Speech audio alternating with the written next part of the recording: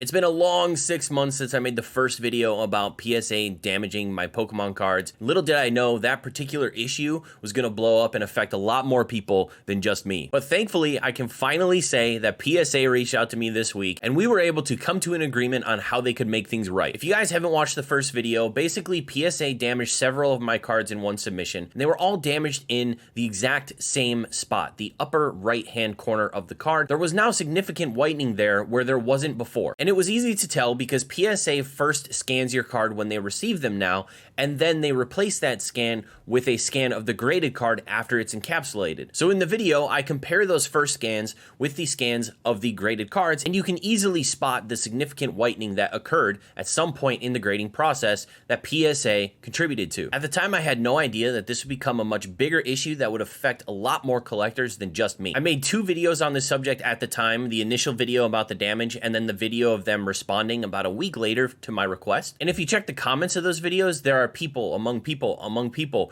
who have encountered the exact same issue that I have. There are multiple YouTubers who have encountered this exact same issue that I have. And if you check Instagram, there are loads of collectors who have also encountered this exact same issue that I had. So not only did this happen to me, but it also happened to loads of other collectors. And to my knowledge, there's never been a public acknowledgement of PSA that there was some sort of issue occurring where they were damaging cards and they were somehow getting sent back to collectors. But let's talk about the 2 calls that I had with PSA this week and how we were able to come to an agreement and a resolution for my individual issue. Hey guys, so sorry for the interruption. Just wanted to remind you that if you enjoyed the content, make sure to hit the like, subscribe, and ring that bell for notifications for when my next video goes live. Last but not least, if you're planning to buy anything off of eBay, I have an affiliate link down below that gives me a little kickback for every purchase. Back to the video. I will say that the customer service lady that I talked to, she was very nice, but she was very ignorant on this particular issue. There didn't seem to be a whole lot of communication between the grading team and the customer service team on why this issue happened and details around the investigation of this issue and the resolution of the issue, if it is even resolved. The call started out and she said, "We've got good news and we've got bad news." And when she said we've got bad news, I thought, how?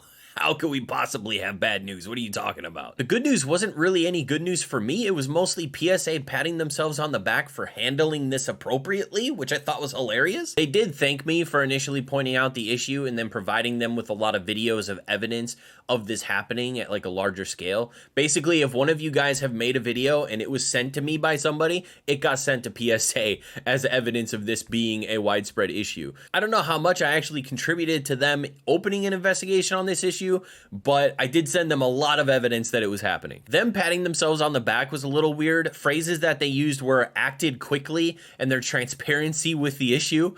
2 things that I would completely disagree with. I don't think that they acted quickly. It's literally been between 6 and 7 months of me initially pointing it out to them for them to apparently fix the issue and then resolve the issue with me or with other people. Also, IO Collectibles, if you guys don't know him, you should check out his YouTube, but I think last month or in the last few weeks, he had a return that had this exact same issue, and it was the second time that he's encountered that issue. So acted quickly while it's still occurring 5 months after it's initially reported to you. I don't really think you're acting very quickly. And then them using the phrase transparency or transparency with the issue is just a joke. I don't think they've ever publicly acknowledged on any of their social media platforms that this is a thing that they were investigating and looking into, or that this was a problem that had been occurring for the last 6 or 7 months. I know that there have been responses to people reaching out to them about it. I have a DM from a friend of mine who DM'd actually Nat Turner, the CEO of PSA, and he acknowledged that the issue was happening and that they were looking into it. But other than that, I really haven't seen any other public responses from PSA on this particular issue, even though the issue has been, like I said, pretty widespread and affected a lot of collectors. So kind of crazy, but from their perspective, apparently that was good news. From my perspective, that was really bad news and a really kind of bad way to initially jump into this conversation. So now let's jump into what they consider to be the bad news. And to me, this is just kind of neutral news because I assume that this is probably going to happen. So I sent them 6 cards, and basically a CRC is that they review the grade and then I think they reholder or they crack out and reholder if any grades change.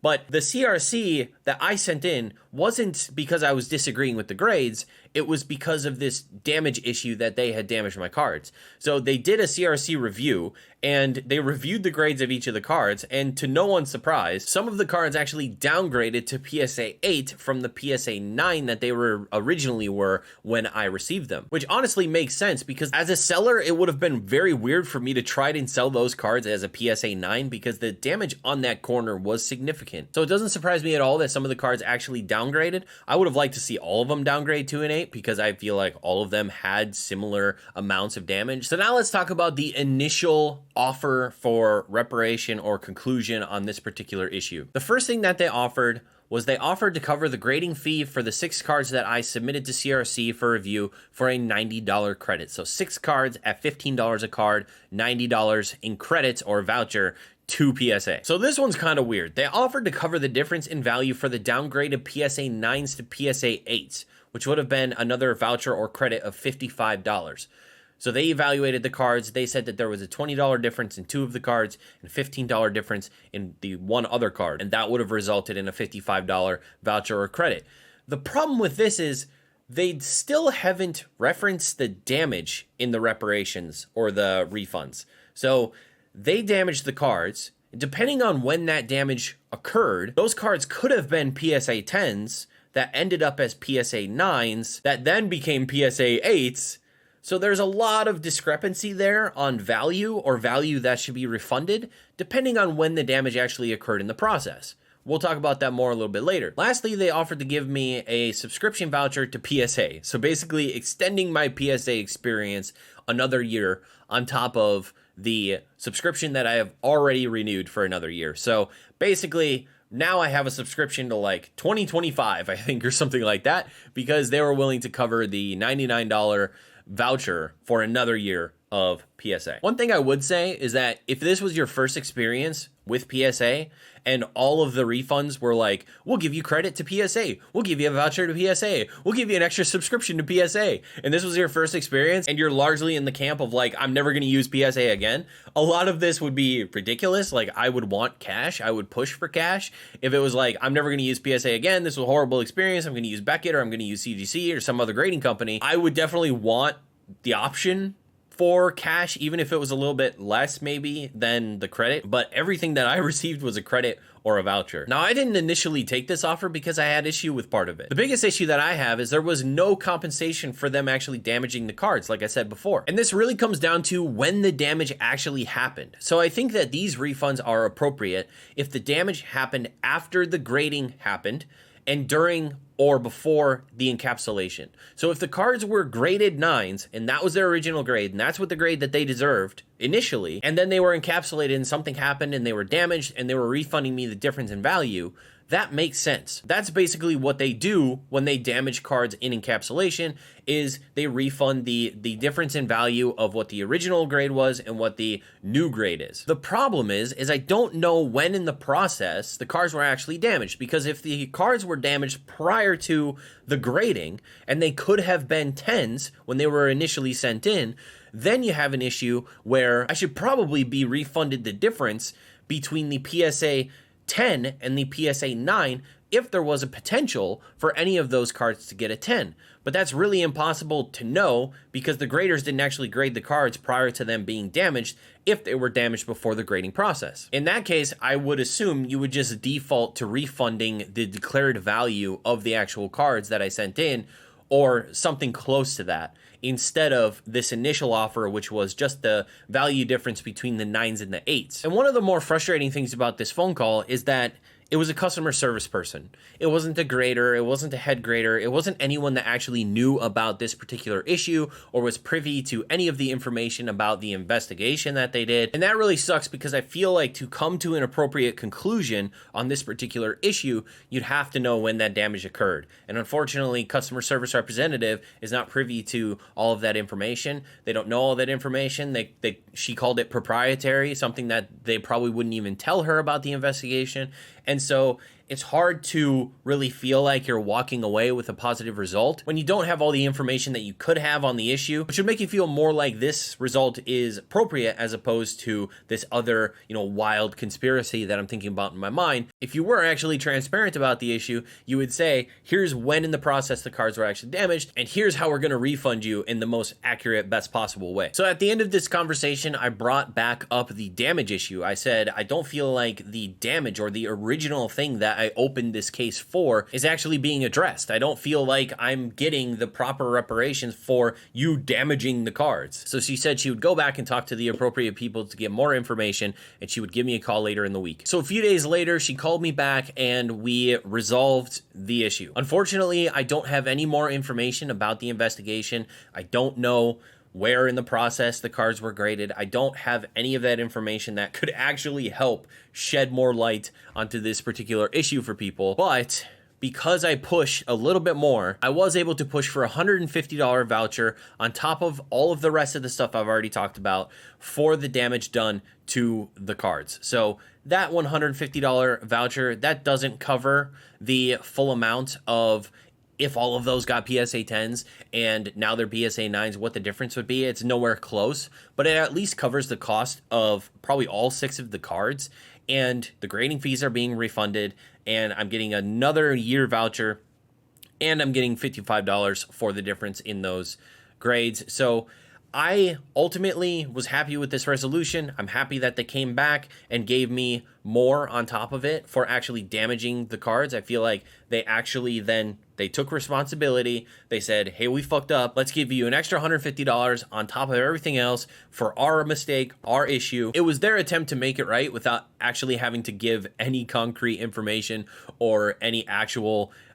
investigation information or details that would have made the situation probably a lot worse for them, because they would have to pay out a lot more if they admitted that cards were being damaged prior to the grading process. Lastly, I just want to say one more thing. I don't know how many more people are actually watching this video, but I do want to talk about the absolute bullshit hypocrisy that there has been over the last 6 or 7 months on grading companies and larger YouTubers discussing drama and issues between those grading companies. This has been a 6-7 month adventure a waiting game to figure out what PSA was actually going to do, if they're going to actually fix the issue, if they're going to refund people. There's tons of people across all social media platforms, including YouTube, who have had issues with this, and all of those investigative journalist, YouTuber, PokeTuber, drama channels, none of them that I have seen covered this.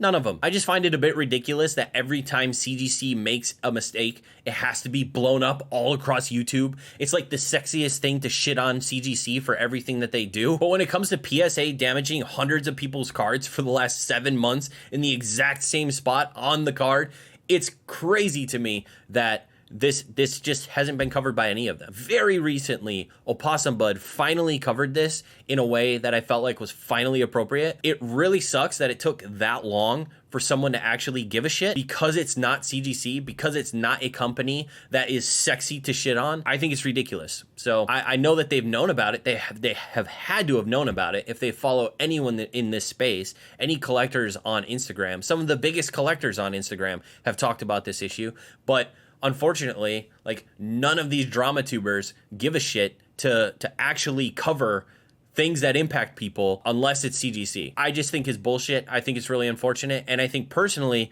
if you guys actually watch these guys, you need to keep in mind their biases, because if you're taking advice from these PokeTubers, it's really important to apply that bias onto the advice that they give, because if they're extremely biased about that particular thing, how many other biases do they have against other things?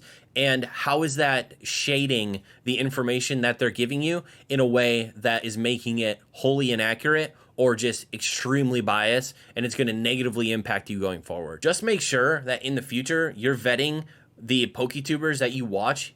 If you watch them, you should be able to spot their biases. And when they're talking about those subjects, just take it with a grain of salt, because a lot of times it's really sexy to shit on one particular company over the other. It gets more YouTube clicks. It makes you look more favorable to a community that's full of PSA collectors to shit on CGC all the time. It just sucks that they want to call themselves like the investigative YouTubers, and they're obviously not covering things in a fair light. Because if one of these larger PokeTubers had actually covered the issue, this may have been done by now. This investigation may have been done by now. They may have compensated people for this issue by now. A couple of these PokeTubers have actually even talked to the CEO of PSA live on stream, and this issue never came up. It's just crazy to me that something like this can happen for so long, and no one with a large audience on this platform, no one that can actually light a fire under PSA's ass to make a difference and do something about this issue, ever said anything about it. That's what I got. That's the whole story. That's it. I told you I wasn't going to do a 17-part series on this particular thing. I let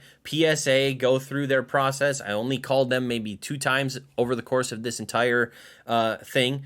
I didn't want to push them. I wanted to see how naturally this would play out, and it took 6.5 months. Unfortunately, but I am pretty happy with this result. I feel properly compensated for the most part, and hopefully this will help you guys in your negotiations with PSA if you've encountered the same issues. Hopefully they get resolved soon as well. And I was told that they resolve the issue with the investigation. So if the issue continues to occur, then obviously that was a lie. We'll see as we go forward, grading more with PSA, and hopefully this doesn't impact anyone going forward and have had a positive impact on this situation as a whole. I don't know.